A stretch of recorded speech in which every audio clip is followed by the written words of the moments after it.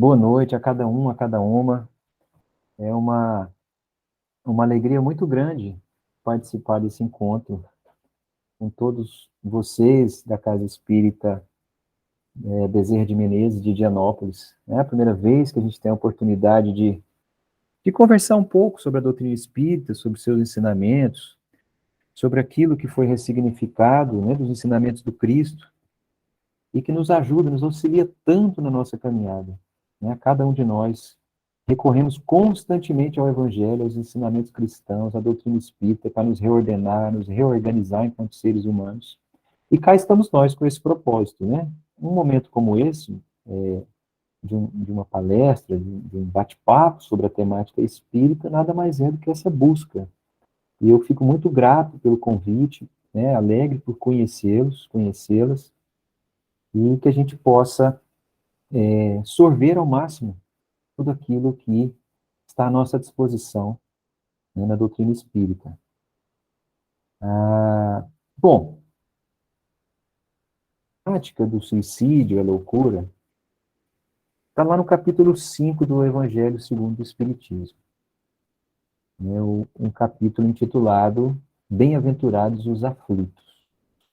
E é sempre importante a gente entender essas questões, né, de como que esse ordenamento conceitual é colocado no livro, no Evangelho segundo o Espiritismo e nas demais obras básicas, né, a fim de, nesse caso, de que a gente seja tocado pela moralidade cristã, mas, como eu dizia, é importante a gente entender a origem dessa questão, né? Por que que o suicídio e a loucura está no item bem-aventurados os aflitos? Então, quando a gente está falando desse capítulo em especial, a gente precisa necessariamente remeter o nosso pensamento às bem-aventuranças, né? Aquela parte inicial do Sermão da Montanha, onde Jesus, né, tocado e inspirado pelo nosso Pai, profere palavras extremamente consoladoras e importantes, que reúnem, inclusive, os principais conceitos, né? É uma síntese da mensagem cristã, logo no início do Sermão da Montanha, nas bem-aventuranças. O Gandhi, Mahatma Gandhi, ele falou uma coisa muito interessante sobre as bem-aventuranças, né? Ele falava que se toda a literatura ocidental, Gandhi era um indiano, né? Ele falava que se toda a literatura ocidental, né, se perdesse, numa situação qualquer se perdesse, e ficasse somente o Sermão da Montanha, nada se teria perdido, né, de ensinamento, da essência de toda essa literatura ocidental baseada no cristianismo. Então, as bem-aventuranças, elas reúnem esse, vamos dizer assim, né, essa coisa basilar do cristianismo. E elas são organizadas de uma maneira muito interessante, né? As bem-aventuranças, conforme Jesus as colocou, elas são simples de serem compreendidas na sua organização, né? Elas são passos da iniciação cristã. Ou seja, se a gente seguir uma ordem, organizada das bem-aventuranças, a gente vai entender a evolução do espírito na sua jornada enquanto ser espiritual, enquanto ser imortal. Entendeu? Ou seja, é uma sequência, né? Ele começa com bem-aventurados os pobres de espírito, e são 9 bem-aventurados. Ela tem algumas modificações, dependendo da tradução, mas vamos usar essa referência de 9 bem-aventuranças, começando ali com os bem-aventurados os pobres de espírito, porque deles é o reino dos céus. Então, ali seria, na organização das bem-aventuranças, a bem-aventurança é o quê? A afirmação da condição do indivíduo primeiro. Ou seja, a afirmação daquele passo que a gente precisa dar para se tornar algo. Então, no primeiro passo da nossa evolução, a partir da ótica cristã, é nos tornarmos pobres de espírito. Na sequência, tem a consequência desse passo. Quando a gente consegue se tornar pobre de espírito, a gente tem o reino dos céus. Na sequência, quando a gente consegue chorar ou estar em aflição por alguma coisa, a gente será consolado. Então, é sempre a afirmação da condição do indivíduo e a consequência desse ganho, né? É uma forma literária muito utilizada no Antigo Testamento, enfim, né? É uma declaração nesse texto mais antigo, era uma declaração de bênção, com base numa virtude, uma boa sorte. Mas Jesus, ele subverte essa questão, né? E Jesus, ele cria situações de raciocínio diferentes a partir dos ensinamentos que já estavam postos no campo religioso da sua época, né? E que a gente precisa se esforçar para compreender até hoje, né? Que as mensagens dele não eram, muitas delas subliminares, ou que exigem um determinado nível de reflexão e de imersão. Então, na verdade, Jesus ele não proclama uma virtude ou uma boa sorte, mas ele parece que ele sugere alguma coisa que nos aflige de alguma forma, nos atenta de alguma forma, né? Ou seja, ele vai falar sobre a pobreza, ele vai falar sobre a aflição, ele vai falar sobre aquele que tem fome, aquele que é perseguido, aquele que tem dor, enfim, né? Colocando essa situação na perspectiva da experiência a ser vivida, a condição nossa, para que a gente possa ter uma consequência positiva. Então, quando ele fala para a gente se tornar um pobre de espírito, porque a gente vai ter o reino dos céus, né, ele está dizendo que a gente precisa se compreender como um ser humilde e aprendiz. A pobreza de espírito, na lógica evangélica, cristã, não é como comumente a gente usa o termo, né, para denegrir alguém ou para diminuir alguém, né? Sujeito, que pobreza de espírito, né? Como se diz, não, na ótica cristã é o contrário, o pobre de espírito é o humilde, aquele que se reconhece pobre, aquele que se reconhece ainda por aprender, ou seja, aquele que conseguiu perceber que o passo necessário é a humildade, que a gente só se reconhece como um ser aprendiz quando a gente consegue compreender minimamente a humildade como uma ação necessária. E a partir desse passo, eu tenho o reino dos céus. Por quê? Porque eu compreendo a minha situação ainda de um homem terreno, um ser humano, né, materialista. E aí eu vou conseguir ter a consequência desse reconhecimento na perspectiva de aproximação com aquilo que a gente entende pelo sagrado, né? Pelo que está acima de mim, pelo reino dos céus. Então, esse é o primeiro passo. E por que eu estou falando tudo isso? Porque o segundo passo é exatamente o ponto do evangelho em que a gente está transitando, né? O segundo passo é bem-aventurados os aflitos ou os que choram, porque serão consolados.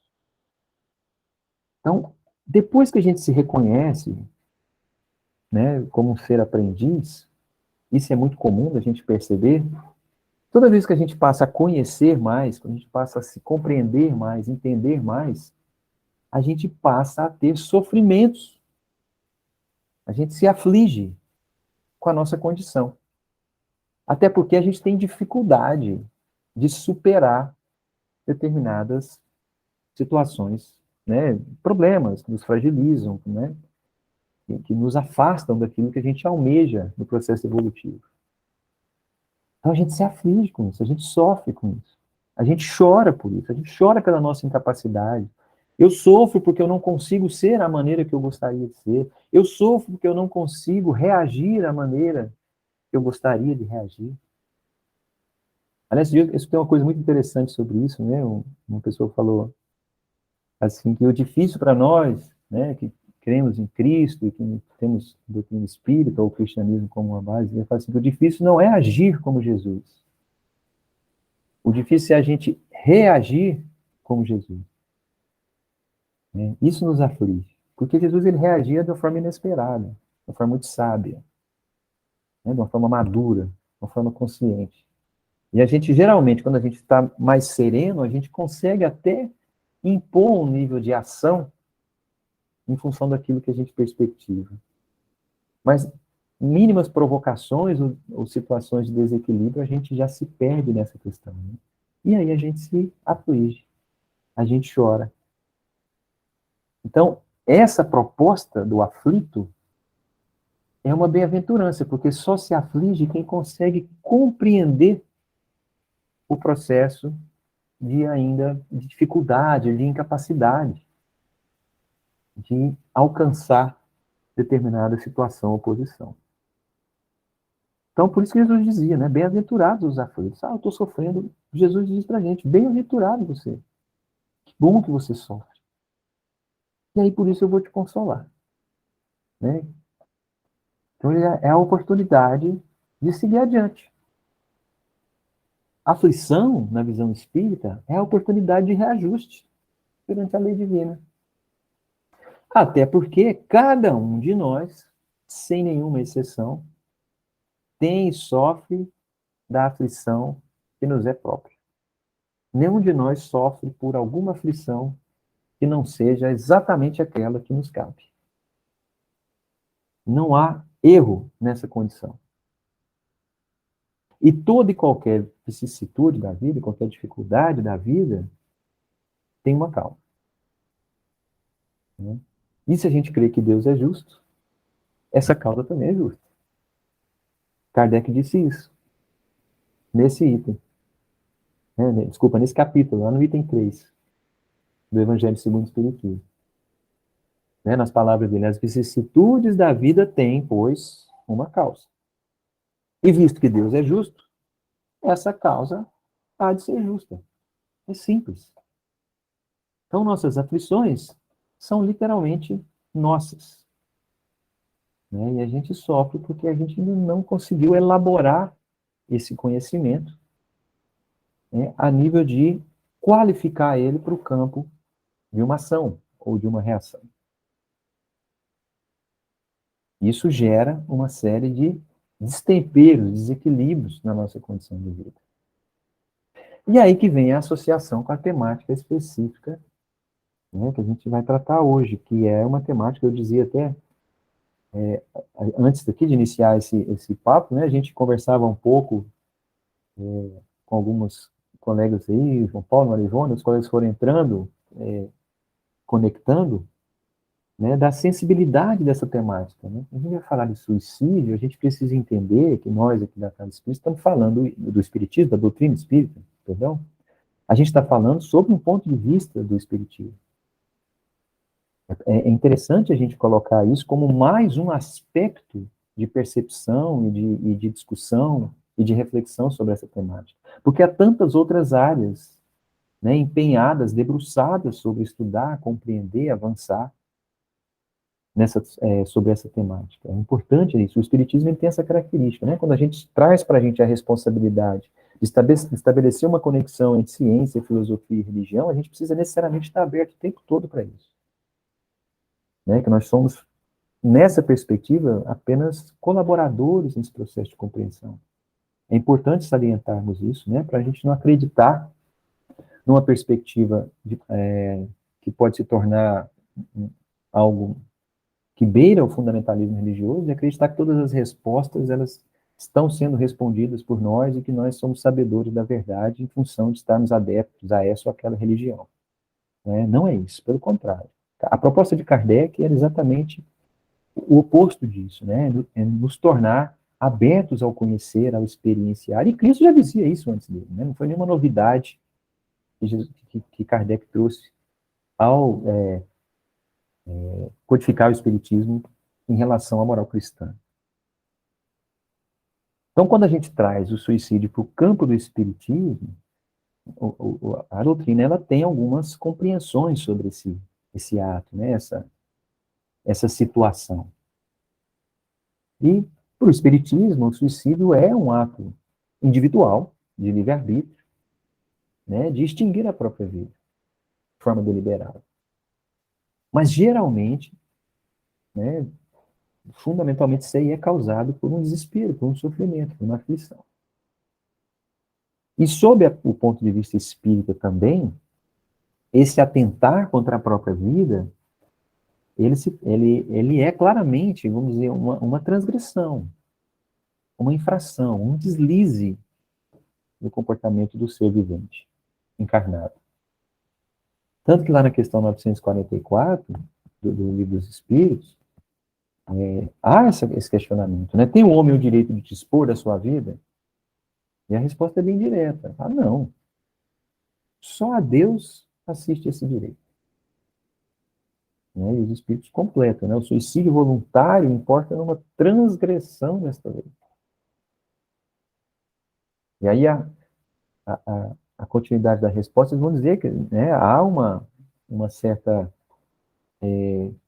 situação de que a pessoa não sabe o que está fazendo, ela não tem clareza do que está fazendo.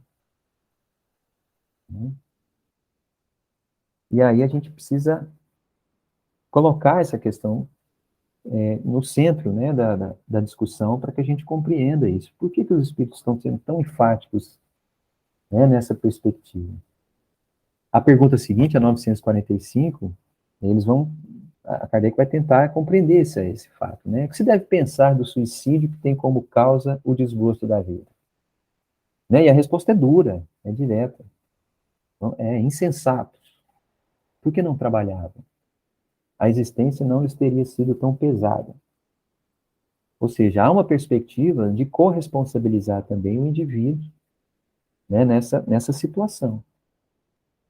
Né? E a discussão, ela vai transitar por essa ideia de que a gente precisa necessariamente ter um determinado, reunir uma coragem necessária para suportar as misérias da existência. Há também um esforço da espiritualidade em colocar a gente também como protagonista nesse processo. O debate gira em torno disso. Né? A gente precisa ter coragem também, a gente precisa se movimentar, a gente precisa empenhar esforço para que a gente também enfrente essa situação. Eles vão dizer lá na frente, ó, as tribulações da vida são provas ou expiações, ou seja, as consequências lá da aflição. Né? Por isso é necessária a crença de que há justiça nesse processo. Que essas aflições, essas coisas que me acometem são minhas. Ou são provas que eu escolhi, porque eu me julgava apto a transitar por elas, ou são expiações e que necessariamente eu preciso resgatar, e que também me julguei apto nessa encarnação para enfrentá-las. E que recebi o apoio, recebo o apoio de outras pessoas para suportar todo e qualquer processo de expiação que me for necessário.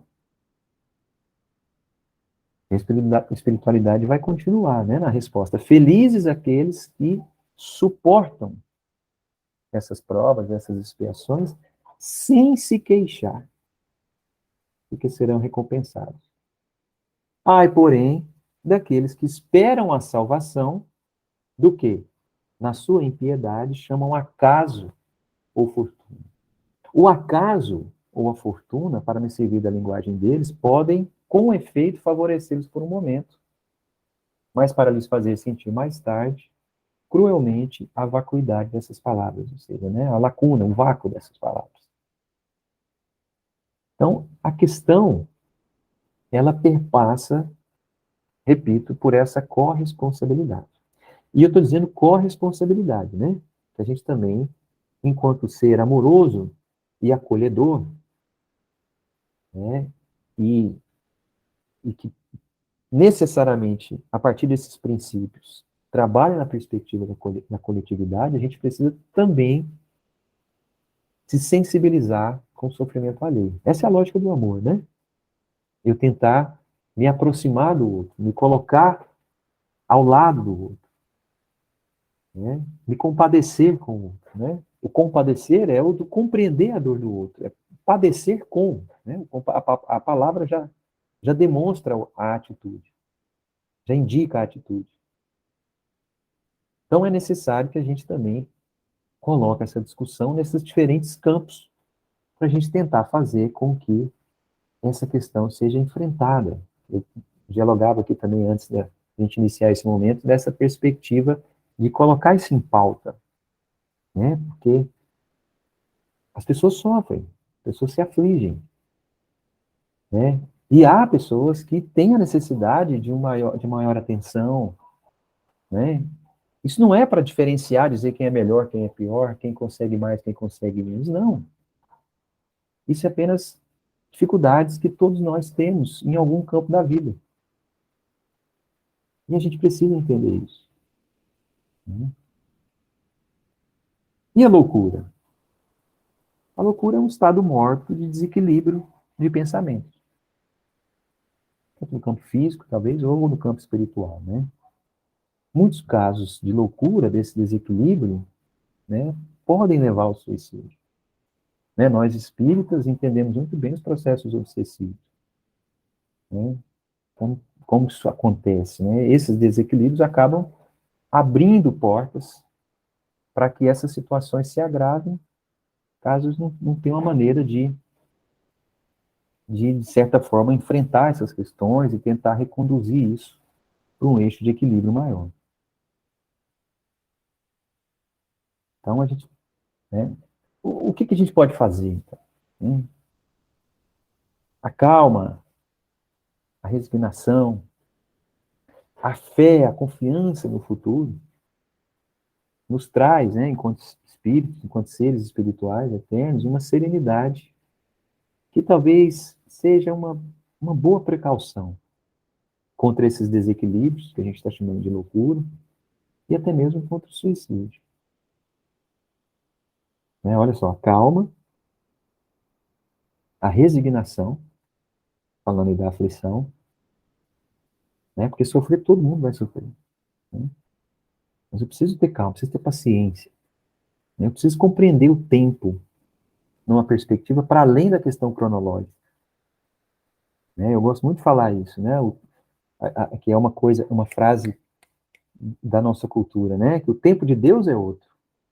Né? O tempo de Deus não é o tempo cronológico. Isso é uma noção de fé, de calma, de confiança, né, no futuro. A gente entender que as coisas têm o seu tempo também. Eu trabalho para que elas aconteçam. Mas o tempo sou eu que determino. E eu preciso ter a confiança necessária de que aquilo que me aguarda no futuro é fruto daquilo que eu planto e que eu faço agora no presente. Então, isso pode me dar uma serenidade, né, que me, talvez, crie uma situação de precaução contra essas questões. Né? E quando os espíritos falam de coragem e de trabalho, são dois conceitos muito interessantes. Né? A gente precisa, né, como dizia um amigo meu, né, além de ter força de vontade, a gente precisa ter vontade de fazer força também. Então, a gente precisa se empenhar. Isso é coragem. Né? Coragem não é você sair brigando com todo mundo, não. Coragem é você se munir, né, de um determinado tipo de energia que te impulsiona aos enfrentamentos diários. E não são os enfrentamentos para ser melhor que os outros, são os enfrentamentos contra o meu maior inimigo, que todos nós cristãos sabemos, que são as nossas próprias fraquezas, as minhas debilidades humanas. Então, aí, no campo do aprendizado, a leitura, né? No campo da reorganização, a prece, no campo das relações sociais, a companhia, a atenção, né? O trabalho. Então, são todas situações que me trazem a calma, me trazem a resignação, me trazem a confiança no futuro. Com isso, a gente vai receber esses revés e essas decepções que poderiam nos causar um desespero em outra dimensão, sob outras circunstâncias. É uma força que a gente necessariamente tem que se esforçar para reunir, que vai nos colocar numa perspectiva de estarmos acima desses acontecimentos, né? Preservando a minha intimidade, a minha razão de qualquer abalo. Sem isso, isso poderia me desequilibrar, de certa forma, me trazer uma conturbação. Só um segundinho.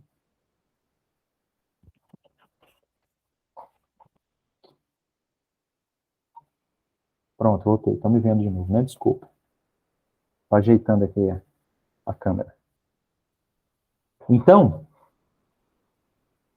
necessariamente, o espiritismo, né, a filosofia cristã, de uma forma geral, ela nos dá subsídios para isso.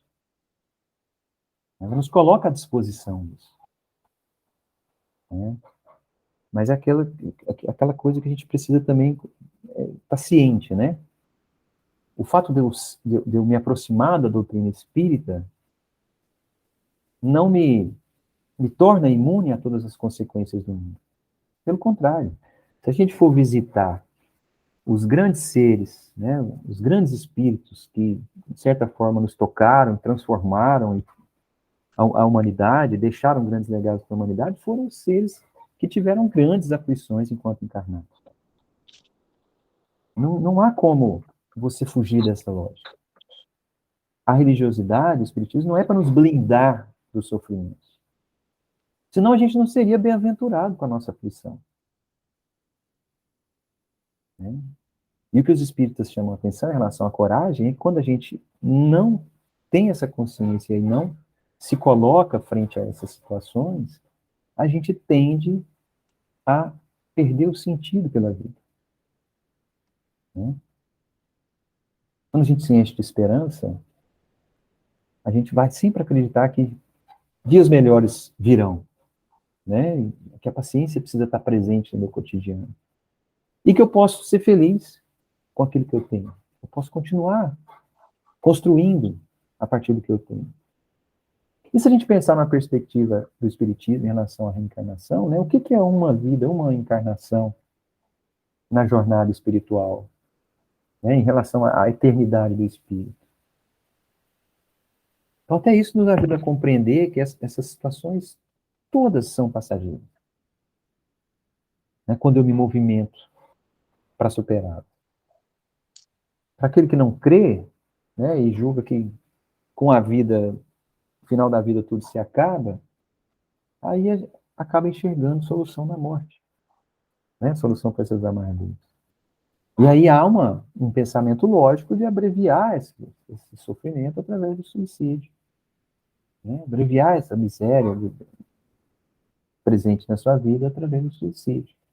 Quer dizer que até a compreensão da continuidade da vida, que a religiosidade, de modo geral, nos propõe, e o Espiritismo nos afirma, através das vidas sucessivas, pode nos ajudar nessa perspectiva.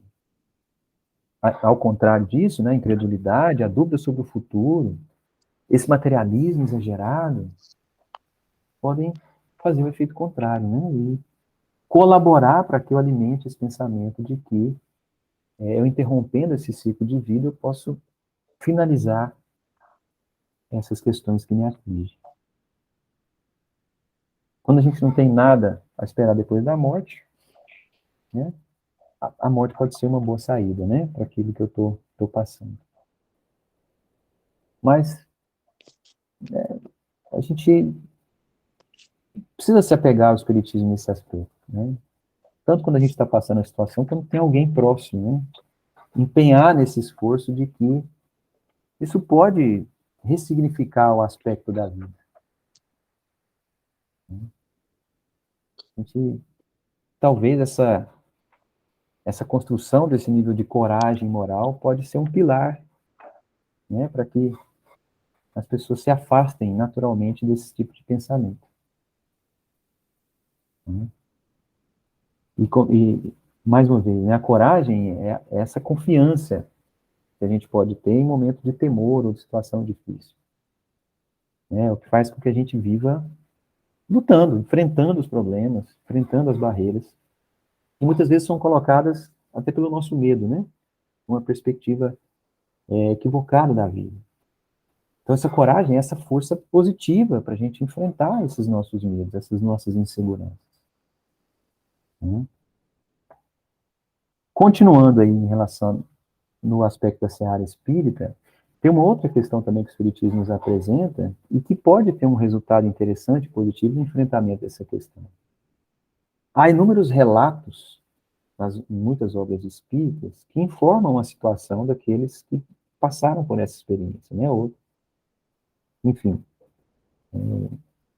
ninguém viola essa lei divina, conforme a espiritualidade já nos colocou, e sai impunemente dela, né? Há consequências muito graves dessa situação. E muitas obras relatam isso, né? Os sofrimentos, o processo de reconstrução, né? A partir dessa ruptura, né? Ou seja, nós espíritas, nós temos muitos motivos para contrapor a ideia do suicídio. Né? A cristandade, de um modo geral, né, como um pensamento, como um modelo de pensamento, também tem muitos motivos. A gente pode tentar listar alguns aqui, só para a gente rapidamente tentar compreender e transitar por alguns conceitos, né, que podem colaborar. Uma síntese, né? Primeira coisa é a certeza da vida futura, né? Ou seja, há uma questão da pluralidade dos mundos, né, da continuidade da vida, há uma questão da lei da evolução em funcionamento. Enfim, se a gente olhar um pouquinho para a lei natural e ter uma compreensão mais clara da continuidade da vida futura, a gente vai perceber que encerrar esse ciclo nessa encarnação, né? Ou seja, que é uma segunda certeza, né? De que abreviando os dias vai chegar um resultado oposto àquele que eu esperava. Quem se liberta de um mal com esse tipo de atitude, certamente vai incorrer num mal pior, né? Mais longo, terrível em todos os aspectos, com maior sofrimento. Né? A gente não pode se enganar imaginando que com essa atitude eu vou para um lugar, enfim. Nós espíritas sabemos que tudo aquilo que a gente é, a gente vai continuar sendo, né? Independente de estar encarnado ou desencarnado. E o suicídio é só um obstáculo, né? Para que a gente que a gente acaba não conseguindo superar em determinado momento e cria para si mesmo. Né? Ou seja, ele é contrário ao próprio interesse do ser humano. Né? Esses conceitos, essas compreensões, elas estão todas dispostas nos inúmeros ensinamentos da doutrina espírita. Como eu disse no início, né, não é uma questão simples de ser tratada, tem um nível de complexidade muito grande, é importante a gente considerar isso. Repito, há inúmeros estudiosos que se dedicam a entender essas questões, mas é importante a contribuição do Espiritismo nesse sentido. Né? E talvez por essas convicções, muitos já tenham deixado de atentar contra a própria vida. Né? Talvez por esse esforço da espiritualidade, da doutrina, em que a gente, no sentido de que a gente seja menos materialista e mais espiritualista, pode ter colaborado. Né? Com certeza colaborou e vai colaborar para que haja ressignificações nessa perspectiva. Né? Então é importante a gente manter firme essas convicções, seguir adiante, continuar nossa caminhada, compreendendo que os processos que nos afligem são processos naturais, que me cabem, necessários à minha caminhada, à minha jornada evolutiva, né? São resíduos ou respostas às minhas próprias atitudes. Então eu preciso enfrentá-lo. O Espiritismo fala muito nisso, né? Da coragem para esses enfrentamentos. Para finalizar, eu trouxe uma mensagem retirada do livro Consciência e Caráter, do espírito Leocádio José Correia, psicografado pelo médium Mauri Rodrigues da Cruz. E eles vão dizer o seguinte: ó, o homem espiritual é uma entidade moral. Cumpre seu dever com alegria. Resiste bravamente ao mal. Ama a Deus e ao seu próximo com total desprendimento. O caráter e a espiritualização se manifestam em esforços silenciosos, educam e constroem a força moral da humanidade. Que Deus nos abençoe e nos acompanhe hoje e sempre.